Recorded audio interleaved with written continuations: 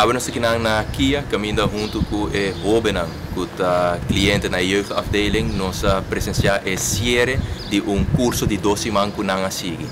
Na primeiro lugar, me quero chamar danke na tudo que é possível, uma organização internacional, que obviamente tem membro aqui na Aruba também, que acha que é possível, colaborando com diferentes outras fundações e também, obviamente, com o personal aqui.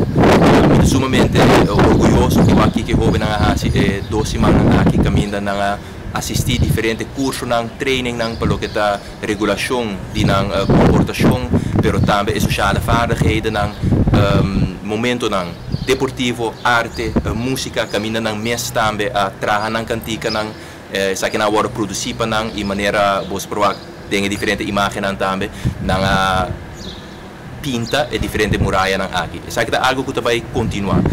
Satisfeito com dia hobby nan aqui.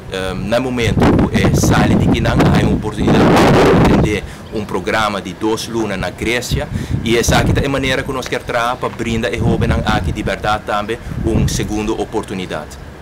Importante para explicar e na diferente momento nós sabemos que também nós estamos invertindo agora aqui, tem hobby nan aqui, tem detenido nan para por reintegrar e resocializar de uma maneira exitosa e aqui ainda tem curso e opleiding de waiter, coolmonteur, electro, mas também airbrush, também começar para tudo diferente aqui e também é parte de alfabetizar.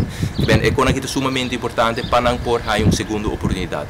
Pero me quero hoop duidelijk também, tudo isso aqui não está possível sim e guia e trabalho e trabalho de que está fazendo e me quero chamar danke para o esforço e trabalho que você está de valor agregado para sobre a liberdade você está brinda e hobby aqui segunda oportunidade. Vez mais danke na tour que está fazendo o projeto aqui possível e obviamente também danke na organização de maneira tudo está possível.